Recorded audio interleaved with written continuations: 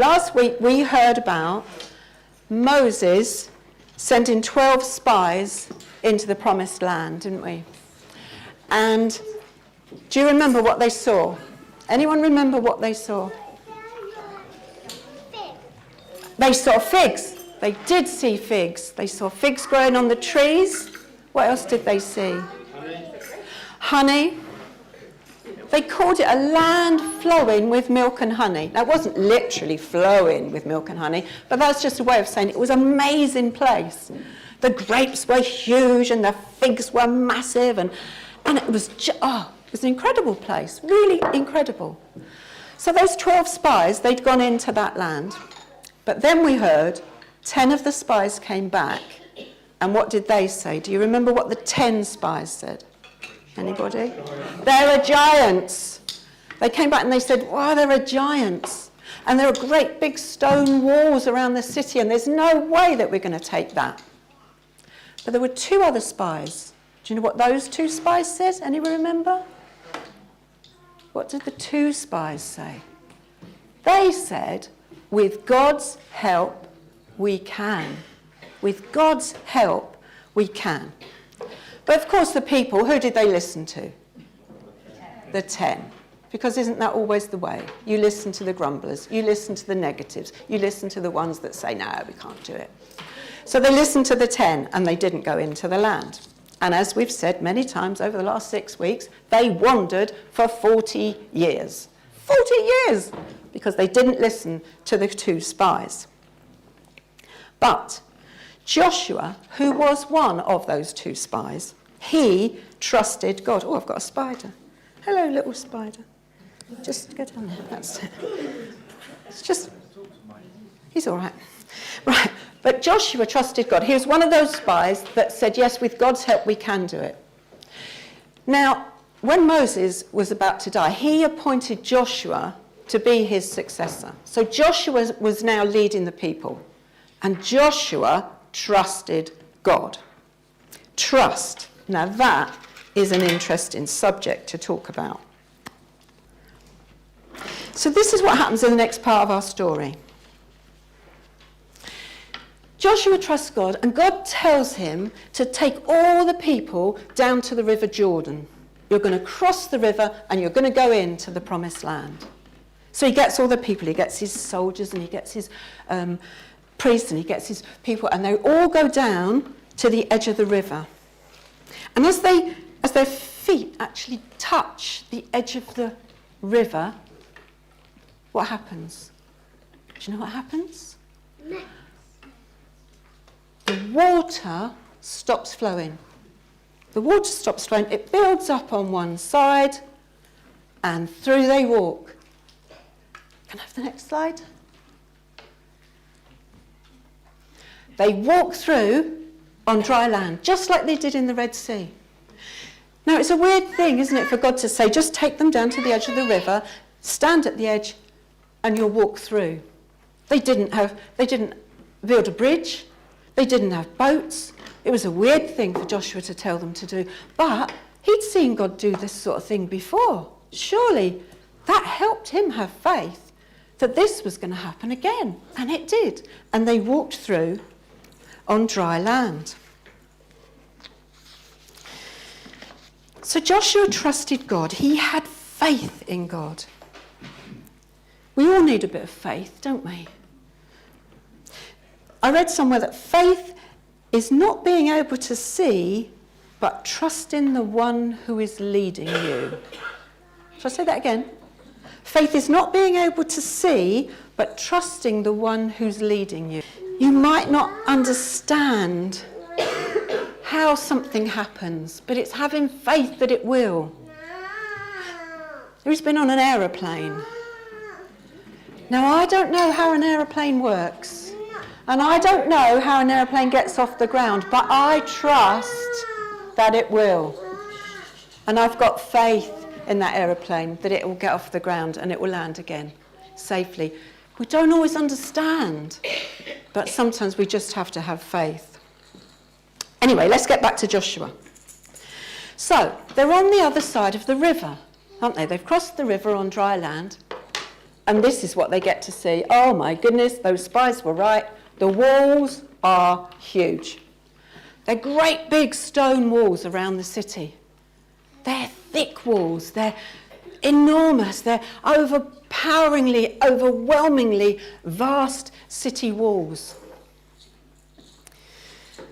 This isn't looking good, is it? And the people that live inside the city, they've seen them coming. They've seen them crossing the river. And they've all gone inside the city and they've closed those big wooden gates. And they're not letting anybody in or anybody out. They've shut up the city. How are they going to get in? But God gave Joshua a plan. Now, not a plan for battle, not a fighting plan, but an odd plan. Well, I think it was very odd, and I'm sure the people then thought it was very odd. But again, Joshua trusted God. He put his faith into this strange plan. He had to line up his soldiers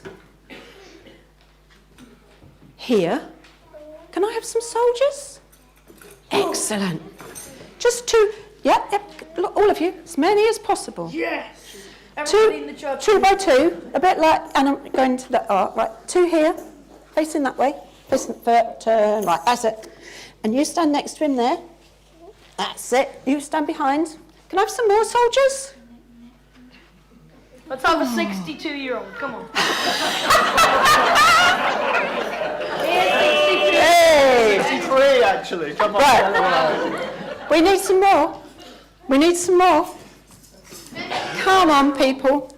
Let's have a few volunteers. Lovely. Okay. So we've got some soldiers in the front. We've actually got some priests in the middle. David, you could be the priest. Okay. Now this is using your imagination, everybody. This is the Ark of the Covenant. Wow. Now the Ark of the Covenant was pretty big. Let me hold that for you. And it was filled with all the things that were going to remind the people about God. And they were going to take this all with them. This is the Ark of the Covenant. Anyway, this is what God's plan was. He said to Joshua, right, line up your soldiers, put the priests in the middle, some soldiers at the end, and what I want you to do is to march round the city walls. Now, I need some help from everybody here. We need some marching noises. Oh, I'm ready. Lovely. Excellent. Thank you. Stop. And at some point, we also need some trumpets. So I want you to do-do-do-do. Do-do-do-do. Lovely. That's what we want. He said you've got to march around the city walls, blow in your trumpet. Off you go. I want you to go round the square of these first chairs. Round you go. Okay. Marching. Brilliant. Excellent. Round you come. Back to the beginning. Stop. Nothing happened. Joshua said to them, right, I don't want you to make any other noises, just the marching and the trumpets, don't make any other noises. The first day, nothing happened. So he sent them out the second day. Ready? Off we go again. Marching noises. Marching. Brilliant.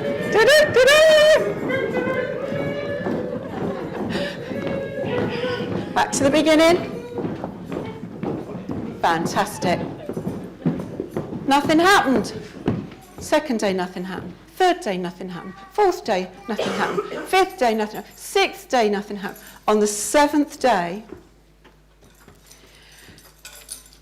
Joshua said to them, right, when I say shout, shout. Let's all shout. You can shout whatever you like, but when I say go, we'll all shout. Ready? Right, everybody put your earphones on. Go! Brilliant. That would bring the walls down. Right. Okay. So off we go. Marching. Round we go again. Seventh day. We're marching. Brilliant. They're marching round. They got the Ark of the Covenant. Brilliant. Back to the beginning and go.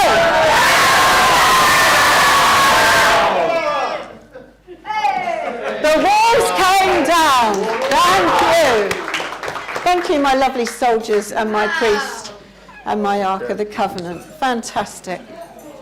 The walls came down and they were able to take the city. Well, it was an odd plan, but as with a lot of God's plans, they might be odd, but they work. Sometimes we can't see God's plan. We don't understand it.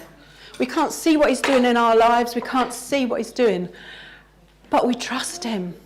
We trust him that he has got a plan and that his plan works. Sometimes we're asked to do things that we just can't understand why. But we have to trust that whoever tells them to do it knows more than we do. And they're telling us the truth and it's going to work. And there's a reason for those things. Do you know, the more we get to know God, the more we follow all the things that he says and his way of doing things, the more that we're able to trust him. Because like the pencil through the bag, once you've seen it happen once, you trust it's going to happen again. If you've seen God working in your life or somebody else's life, you're more likely to trust him with the future too. So the more you get to know about him, the more you are in relationship with him, the easier it is to trust him a little bit more in the future. The more we believe in the things he wants us to do, the way he wants us to live. He wants us to live a life where we love him and we love other people. Isn't that what Jesus narrowed down the 10 Commandments to? Love the Lord your God as yourself and love other people. That's the bottom line. Love yourself, love God, love other people. It's about love. And wouldn't the world be a better place if that's what everybody did? They loved God and they loved other people as themselves. Wouldn't that be an amazing world to live in? Let's pray.